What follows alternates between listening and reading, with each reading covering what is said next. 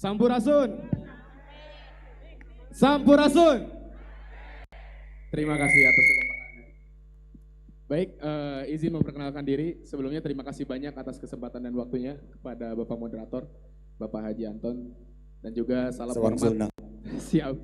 Dan juga salam hormat kepada bakal calon presiden dari Koalisi Perubahan, Kang Anies Rashid Baswedan. Tidak lupa juga yang saya hormati Bapak Ketua Umum Partai Demokrat, Kang Agus Harimurti Yudhoyono. Izin saya lanjutkan untuk bertanya. Nama dari mana, komunitas apa? Nama saya Muhammad Alia Rahman dari Kabupaten Bogor. Saya akan mewakili sebagian besar pemuda yang mudah-mudahan akan saya wakili seluruh Nusantara. Izin untuk sebelum melanjutkan ke pertanyaan akan ada sedikit prolog yang akan saya sampaikan. Sangat besar angka di antara kami para pemuda di Indonesia ini rata-rata baru lulus dari tingkat pendidikan SMA maupun tingkat perguruan tinggi. Mungkin pertanyaan ini akan selalu disampaikan oleh para pemuda, khususnya saat ini, dan bahkan ketika kita ingat ke belakangnya, pertanyaan ini selalu dipertanyakan oleh para mahasiswa, para pelajar, para pemuda kepada para calon pemimpin bangsa, yaitu mengenai pengangguran yang semakin meningkat khususnya untuk usia muda. Saya sangat sepakat ketika tingkat standar untuk mengikuti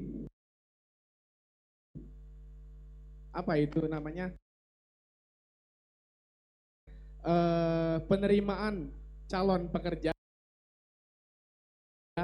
itu diterapkan sangat tinggi. Tapi saya sangat tidak sepakat ketika standar yang tinggi itu tidak dibarengi dengan adanya tingkat pendidikan yang mumpuni. Jadi saya rasa untuk dia bisa bekerja, dia harus ada di kelas A. Tapi rata-rata alumni kita khususnya di daerah, mereka hanya ada di kelas C. Jadi ada ketimpangan pendidikan antara antara masyarakat atau misalkan pemuda di desa dan di daerah berbeda dengan pemuda yang ada di kota. Nah, mungkin pada intinya, andaikan Kang Anies ini diberikan amanah oleh masyarakat Indonesia memimpin negeri ini, dan juga Kang Agus Harimurti Yudhoyono selaku Ketua Partai Demokrat, yang insya Allah Partai Demokrat juga akan menjadi partai pemenang di 2024. Amin.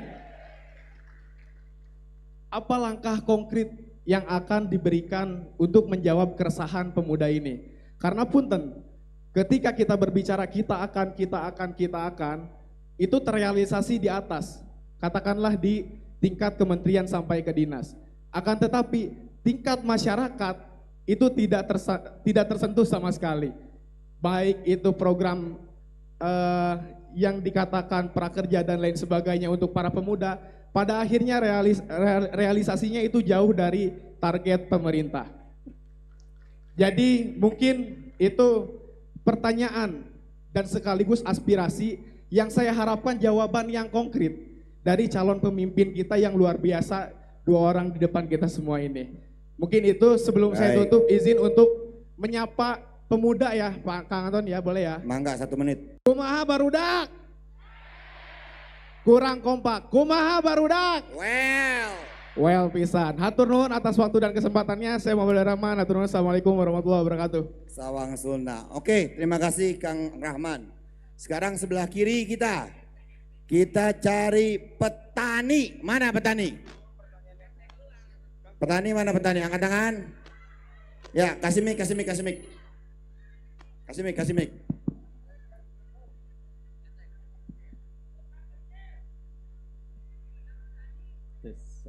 Mangga.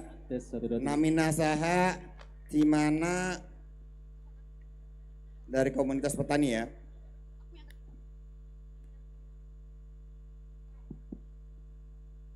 Assalamualaikum warahmatullahi wabarakatuh. Salam hormat saya kepada Bapak Anies Rashid Baswedan, kemudian Bapak Ketua Umum. Agak kenceng suaranya Mas. Tes. Dan juga salam hormat saya kepada Ketua Umum Partai Demokrat, Mas Agus Harimurti Yudhoyono. Perkenalkan, nama saya Setia Gusti dari Kabupaten Cianjur. Kebetulan saya sebagai petani jagung di Kabupaten Cianjur, Pak. Terima kasih atas kesempatan yang berbahagia ini. Saya diberikan kesempatan yang luar biasa dan suatu kebanggaan bisa berdiri di tengah-tengah kader yang luar biasa, keluarga Demokrat semuanya. Terima kasih juga. Ketika kita berbicara pertanian, ingin saya sampaikan kepada Pak Anies dan juga Pak AHY, dan juga tadi sempat disinggung banyak mengenai sektor pertanian. Banyak masalah klasik, Pak, yang sudah terjadi bertahun-tahun ke belakang, bahkan 10 tahun ke belakang mengenai kesejahteraan petani, Pak. Selama ini yang menjadi permasalahan pokok adalah kekurangan pupuk, kekurangan benih. Petani kita tidak pernah sejahtera dan sebagainya. Dan itu menjadi masalah yang tidak pernah selesai sampai detik ini pun. Makanya saya datang ke tempat ini untuk mengharapkan suatu perubahan yang luar biasa di sektor pertanian, Pak. Dan saya ingin menantang kepada Pak AHY dan juga Pak Anies Baswedan, yang menjadi permasalahan petani di Indonesia sampai saat ini ternyata berasal dari bawah, Pak.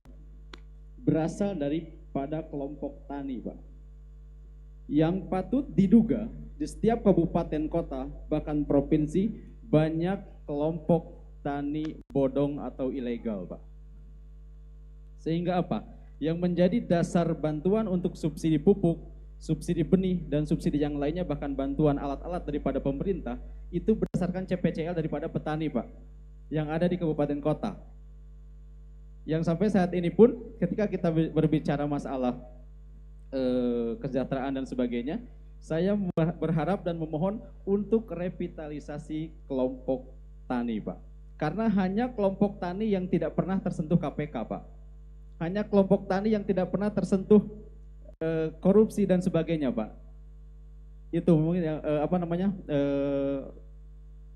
saran, pendapat, dan juga pertanyaan saya, bagaimana langkah konkret Bapak untuk mengantisipasi daripada kejadian tersebut kalau kita bandingkan pada zaman Pak SBY dulu dengan anggaran 1-20 triliun, Pak, per tahun untuk subsidi pupuk, benih, dan sebagainya, itu bisa menghasilkan 611% pertanian di Indonesia semakin maju, Pak.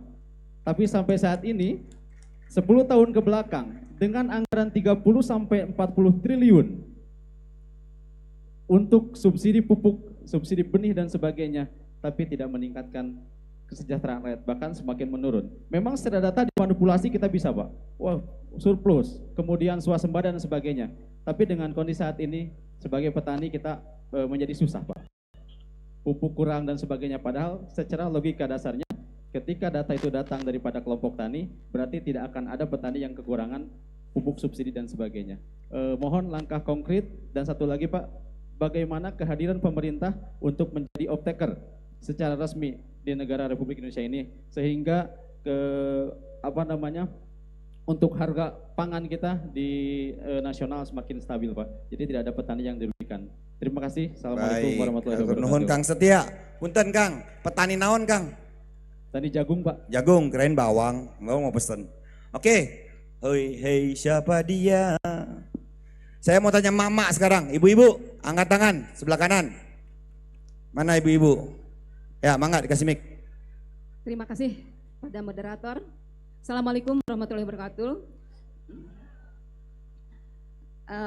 Saya salam hormat saya dari ibu-ibu, dari emak-emak untuk Pak Anies dan Mas AHY.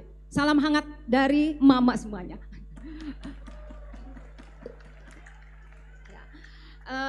Pak Anies dan Mas AHY mungkin sudah mengetahui banyak ya permasalahan mengenai pemberdayaan perempuan dan permasalahan perempuan dan anak. Peningkatan pemberdayaan perempuan, walaupun di sana undang-undangnya, Pak, sudah ada, tetapi undang-undang ini belum tersosialisasikan dengan baik dan benar. Angka perceraian dari hari ke hari semakin banyak sekali, semakin meningkat Pak. Dikarenakan halnya yang satu hal adalah ekonomi keluarga.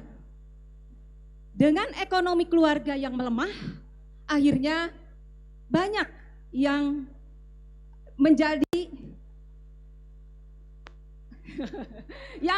menjadi ya ibu-ibunya tidak mempunyai. Ya, yang paling utama sekali adalah permasalahan pemberdayaan perempuan. Nah, yang akan ditanyakan untuk pemberdayaan perempuan ini, program apakah yang akan direncanakan untuk masalah perlindungan dan pemberdayaan perempuan? Itu saja. Baik, terima kasih. Sebagai perwakilan dari Ya. Mama, kaum perempuan siap untuk memenangkan Mas Anies dan Mas AHY? Siap. Terima kasih. Assalamualaikum warahmatullahi Terima wabarakatuh. kasih Ibu Lilis. Baik, itulah 3 petanya. Kang Anies, Kang AHY, dari Kang Rahman Pemuda mengenai peningkatan kapasitas anak muda, dari Kang Setia petani jagung mengenai rivalitas kelompok petani, dan Ibu Lilis mengenai perlindungan perempuan. Selanjutnya saya serahkan kepada para orang hebat di depan kita. Demikian, terima kasih.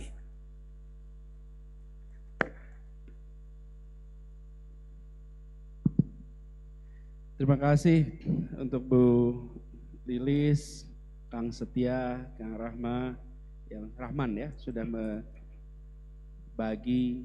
aspirasi. Dan yang terakhir tadi sangat penting sekali, bicara soal perlindungan perempuan. Jadi kami melihat ada 4 kelompok yang harus jadi prioritas ke depan. Yang ini harus jadi prioritas kita. Kalau 4 kelompok ini kita prioritaskan dengan benar program-programnya, maka sisanya insya Allah akan tercover.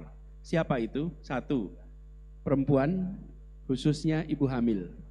2, lansia. 3, penyandang disabilitas. Dan 4, anak. Bila 4 ini dapat prioritas perlindungan, prioritas untuk program-program memastikan mereka terlindungi dengan baik, maka yang lainnya akan terlindungi. Nah, terkait dengan program perempuan sekalian, kami melihat ada problem semacam gunung es yang tidak nampak di permukaan.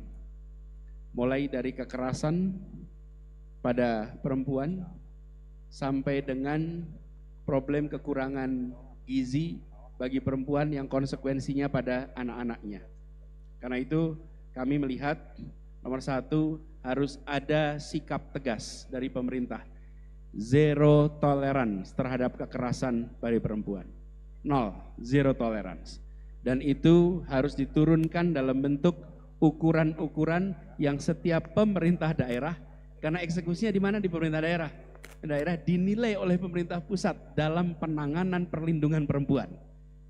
Yang sering kita alami adalah kita menyatakan melindungi, tapi kita tidak menerjemahkan dalam bentuk program dan alat ukur yang bisa dikendalikan oleh pusat.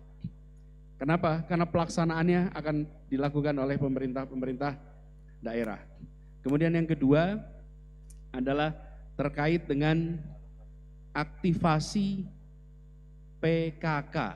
Ini terlewatkan dari perhatian. Padahal yang namanya Dasawisma itu betul-betul perempuan-perempuan pegiat di tiap kampung, di tiap desa yang mengetahui kondisi real. Kami pernah mengalami di Jakarta minta tolong kerjasama dengan Dasawisma untuk pendataan. Mereka bisa mendata jauh lebih akurat, jauh lebih benar daripada petugas-petugas dari pemerintah. Karena mereka yang tahu kenyataan di lapangan. PKK adalah kunci, dan PKK ini mereka akan tahu sebelum problem itu memburuk, gejalanya mereka sudah tahu. Kenapa? Karena mereka berada di ujung tombak di tiap masyarakat. PKK adalah program penting yang akan kembali menjadi prioritas utama untuk kesejahteraan perempuan dan keluarga. Para kader Dasawisma ini menjadi penting. Kemudian saya ingin garis bawahi sedikit, kita ingin ada program khusus bagi ibu hamil. Karena ibu hamil ini akan menentukan kualitas generasi masa depan, memastikan pasokan gizi yang benar bagi ibu dan bagi bayinya, sehingga setiap bayi yang lahir, dia bukan sekedar angka statistik bonus demografi, tapi dia menjadi anak-anak generasi baru yang sehat, yang insya Allah potensinya bisa dikembangkan lewat pendidikan. Itu pertama. Saya langsung semua atau boleh semuanya? Kemudian yang kedua, Mas Rahman tadi dari Bogor, soal sekolah standarnya tinggi kalau tidak salah tadi, sehingga susah masuk kerja. Kenapa? Karena ternyata lulusannya tidak memenuhi standar itu. Ini kenyataan di lapangan. Lulusan apa yang paling banyak menganggur hari ini? Apa? Sarjana? Bukan. Malah lulusan SMK. SMK kita itu adalah porsi terbesar pengangguran hari ini. Kenapa itu bisa terjadi? Karena banyak sekali SMK-SMK kita ini yang tidak membekali dengan keterampilan yang dibutuhkan untuk bekerja. Mereka masih mengajarkan seperti SMA, tapi namanya SMK. Orientasinya bukan vokasi, seakan orientasinya untuk menyiapkan pendidikan lebih tinggi. Kita harus mengubah agar SMK kita benar-benar menjadi persiapan untuk kerja. Dan itu artinya kerja bersama dengan dunia usaha, dengan industri.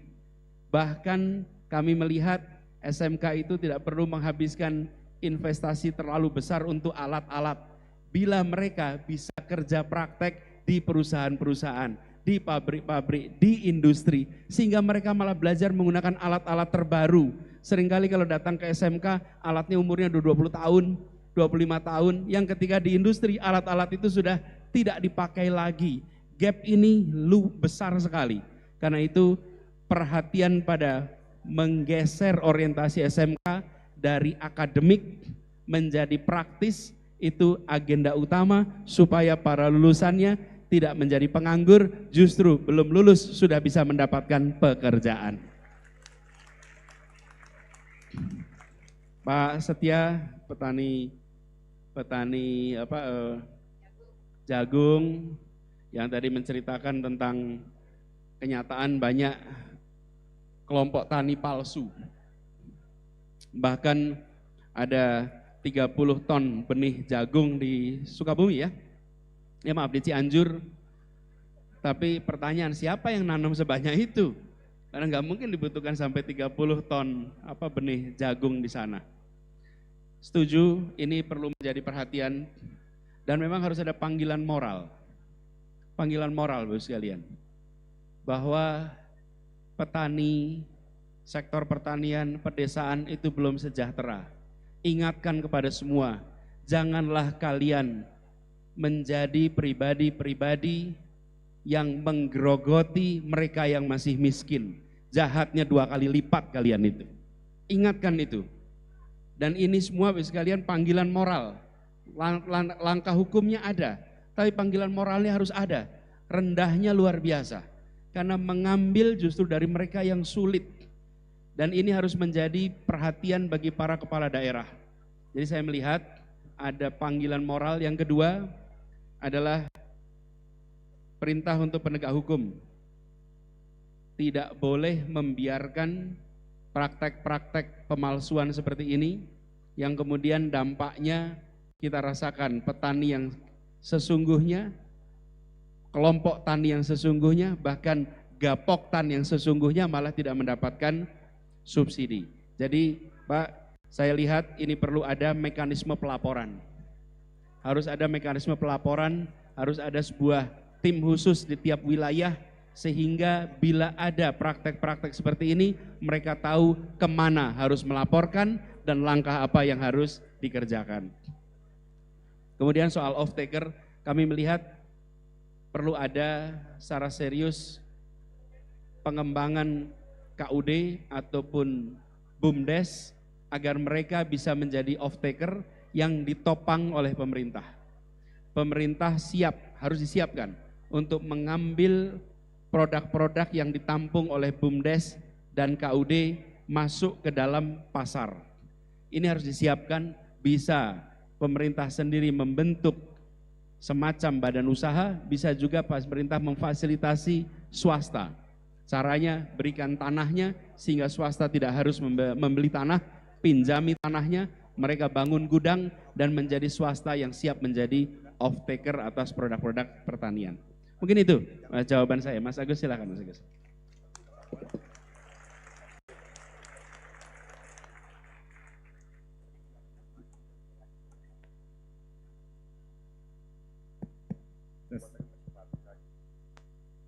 Terima kasih kepada Pak Anies.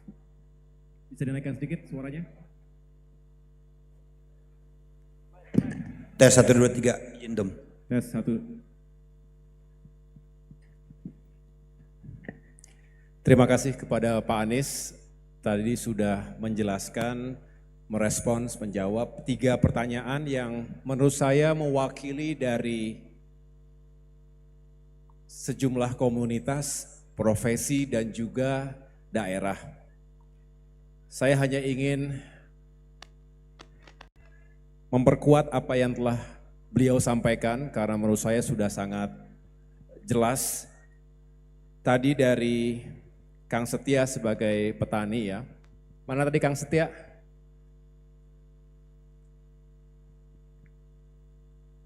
Masih ada ya? Bagus pertanyaannya, dan ini Kang Setia selalu muncul dari komunitas-komunitas petani lainnya di Indonesia.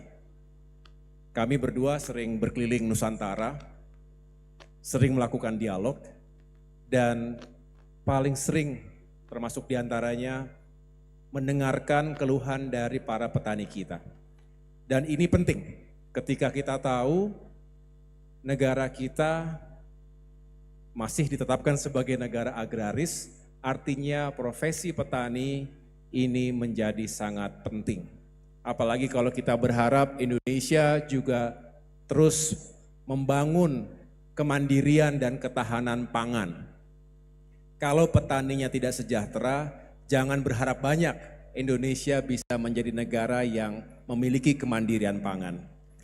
Nah, tadi sudah dibahas bahwa ada masalah-masalah terkait dengan apa yang terjadi di sekitar petani itu sendiri. Ternyata kelompok tani yang banyak abal-abalnya ini menyusahkan para petani kita. Padahal kita tahu kelangkaan pupuk itu luar biasa, termasuk benih. Nah, disinilah kita akan perhatikan betul ke depan anggaran APBN, APBD itu benar-benar bisa diprioritaskan untuk membantu para petani kita, untuk memberikan subsidi yang dibutuhkan dan dijalankan tepat sasaran dengan pengawasan dan evaluasi yang ketat, supaya tidak ada lagi penyelewengan dan pelanggaran-pelanggaran yang dilakukan oleh para kelompok tani ilegal tadi. Selain itu kita juga menangkap permasalahan lain ya, Kang Setia, bahwa hari ini rata-rata usia petani kita itu makin tua, 70% di atas 50 tahun. Nah, generasi muda, generasi berikutnya juga banyak yang semakin enggan untuk melanjutkan profesi orang tuanya. Ini ada beberapa faktor, selain tadi ada keinginan untuk mendapatkan peluang di kota-kota besar, tidak dilarang, sesuatu yang wajar, tapi juga jangan sampai semua beralih menuju ke ibu kota, tadi disampaikan oleh Pak Anies, padahal di desa juga banyak sumber-sumber penghasilan yang layak dan halal. Jika diyakinkan sektor pertanian kita juga memberikan bukan hanya manfaat tapi juga kesejahteraan bagi para petani dan keluarganya. Dengan demikian, haruslah negara hadir untuk meyakinkan agar para petani tadi kesejahteraannya meningkat. Nilai tukar petani jangan turun. Jangan kemudian ada kebijakan impor di saat para petani harusnya panen raya. Harusnya diperhatikan lebih baik terkait dengan modernisasi alat pertanian, teknologi dan lain sebagainya. Termasuk dibantu pemasarannya. Infrastruktur juga demikian, bukan hanya yang sifatnya makro, tadi disampaikan oleh Pak Capres kita, tapi juga infrastruktur yang menyentuh langsung sentra-sentra pertanian kita, sehingga bisa mentransportasikan hasil pertanian ke pasar, hasil pertanian dari desa ke kota. Itu yang harus kita perjuangkan ke depan. Kemudian Kang Rahman tadi, mana Kang Rahman? Oke, bagus. Tadi pertanyaannya juga sudah direspons oleh Pak Anies. Yang jelas kita berharap ke depan ini generasi muda kita semakin berkualitas. Terlalu sering kita mendengar Indonesia punya bonus demografi. Tapi menurut saya menjadi jargon yang tidak penuh makna jika tidak diikuti dengan pembangunan kompetensi dan kapasitas dirinya. Oleh karena itu saya setuju, semangatnya bagus sekali bagaimana anak-anak kita, apakah itu para pelajar SMA, para mahasiswa di perguruan tinggi, selalu mengejar peningkatan standar kualitas. SMK tadi disampaikan oleh Pak Anies, harusnya yang paling tepat sasaran, karena pendidikannya vokasional. Nah disinilah negara dan pemerintah harus hadir, membangun skema link and match. Jadi harus nyambung antara kebutuhan industri, katakanlah kita sebagai negara agraris, kita ingin menguatkan industri pertanian kita, industri perikanan kita, atau suatu saat kita memperkuat industri di bidang otomotif misalnya. Oleh karena itu diketahui berapa kebutuhannya, apa saja kapasitas yang diperlukan, itu yang mempengaruhi pembenahan dan bisa dikatakan transformasi sistem pendidikan termasuk kurikulum kita. Jadi kalau hanya sekedar memeta-metakan zonasi itu menurut saya belum bisa menjawab kebutuhan kapasitas pelajar termasuk juga mahasiswa kita untuk masuk ke dunia dan lapangan pekerjaan. Nah mudah-mudahan kalau kita ke depan fokus pada upaya itu, ditambah lagi tadi kerjasama yang baik antara pemerintah, dunia usaha dan kalangan kampus, semangat Pak Anies tadi kolaborasi itu bisa menghadirkan solusi dan tentunya akan semakin baik untuk generasi muda ke depan kita. Yang terakhir dari Teh Lilis ya, mana tadi Teh Lilis? Ini pertanyaan yang saya yakin banyak dalam benak kaum perempuan kita. Kita tahu kaum perempuan adalah tiang negara. Kalau kaum perempuannya kuat dan berdaya, insya Allah negara kita kuat. Ada yang mengatakan, kalau Anda mendidik seorang laki-laki, maka sejatinya kita hanya mendidik laki-laki itu. Tapi kalau kita mendidik seorang perempuan, sejatinya kita mendidik satu generasi. Karena kaum perempuan pada akhirnya menjadi seorang istri, menjadi ibu bagi anak-anaknya. Jadi kalau kaum perempuannya dilindungi, ditingkatkan kapasitas dan diberdayakan, maka insya Allah bukan hanya semakin berdaya tapi menjamin pondasi negara kita. Nah, saya ingin langsung masuk pada isu utama. Tadi disampaikan banyak perceraian, mungkin juga banyak kasus pernikahan dini. Itu karena tekanan ekonomi, karena masalah ekonomi. Kalau ekonominya baik, seseorang termasuk seorang perempuan punya banyak opsi. Ia bisa sekolah, ia bisa kuliah, bisa mencari pekerjaan, ia bisa juga langsung berkeluarga, tapi opsinya banyak. Tapi kalau tidak, maka opsinya saya daripada menyusahkan orang tua, lebih baik saya menikah. Nah begitu menikah, bagus, tetapi sering juga tidak memahami konsekuensinya.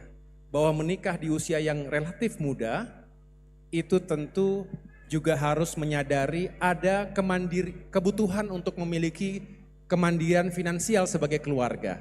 Disinilah butuh pendidikan, disinilah butuh bantuan ekonomi. Oleh karena itu, kaum perempuan tidak untuk dikasihani, tapi untuk dilindungi dan diberdayakan. Setuju kaum perempuan? Mana suara mama nih, mama? Jadi jangan kayak sinetron ya. Lebih baik kita cari solusinya. Kalau sinetron makin banyak dramanya makin bagus. Tapi kalau kita ada kesulitan cari solusi, jangan dipanjang-panjangin masalahnya. Nah, solusinya adalah banyak sekali kaum perempuan ini adalah pelaku UMKM, betul? Ada yang punya usaha ibu-ibu? Punya warung, angkat tangan. Warung apa, ada usaha yang lainnya mungkin ya? Baik itu punya warung kecil maupun punya dagangan online. Nah, ketika UMKM kita diberdayakan, diberikan dukungan termasuk modal, bantuan modal, dana bergulir misalnya, dengan sendirinya kita mengembangkan UMKM, dengan sendirinya kita memberdayakan kaum perempuan. Nah ke depan insya Allah Pak Anies ini saya tahu pendekatannya adalah keadilan, kesejahteraan untuk semua, termasuk kaum perempuan. Dengan demikian mudah-mudahan ada jalan yang baik buat koalisi perubahan ini untuk bisa menghadirkan perbaikan untuk negeri kita termasuk kaum perempuan. Saya pikir itu Bapak Ibu sekalian yang dapat saya tambahkan. Saya merasa senang sekali Mas Anies, ini kehormatan juga buat Partai Demokrat. Beliau tadi baru landing dari Sumatera Barat. Jadi kemarin ada di Bandung, setelah itu terbang ke Padang hanya 12 jam, kemudian terbang lagi untuk bisa menyapa seluruh masyarakat yang ada di Jawa Barat ini. Kalau masyarakatnya punya keinginan untuk bisa mencari solusi, tentu kami-kami yang saat ini ada di partai politik, termasuk di Partai Demokrat, kami-kami yang tengah berjuang ini juga harus lebih siap dan harus lebih mendengarkan lagi apa yang diharapkan oleh warganya. Saya pikir itu, terima kasih sekali lagi saya menyampaikan kepada semua yang telah hadir, terima kasih kepada panitia yang telah menyelenggarakan acara ini. Kurang lebihnya saya mohon maaf Mas Anies atas nama keluarga besar Partai Demokrat. Sebetulnya ingin lebih panjang tetapi kita tahu beliau ada kesibukan dan ada hal yang harus dihadiri secara langsung juga. Terima kasih, salam untuk keluarga dimanapun berada. Wabillahi taufiq wa hidayah. Wassalamualaikum warahmatullahi wabarakatuh. Waalaikumsalam warahmatullahi wabarakatuh. Hadirin yang berbahagia, itulah dialog rakyat yang telah kami simak bersama. Kami ucapkan terima kasih kepada Baca Pres Kang Anies Baswedan dan juga Ketua Umum Partai Demokrat Kang AHY yang sudah memberikan semangat dan menginspirasi kita semua. Kabarnya Kang AHY mohon izin, kabarnya ada persembahan khusus ya untuk wargi Jabar dan juga bersama dengan Kang Anies ingin memberikan persembahan bersama nih. Itu saya akan menyerahkan kepada Kang AHY, silakan. Ya. Terima kasih, mohon izin Pak Capres. Pada kesempatan ini di depan masyarakat Jawa Barat dan seluruh kader Demokrat yang ada di Jawa Barat ini, kami akan meluncurkan sebuah lagu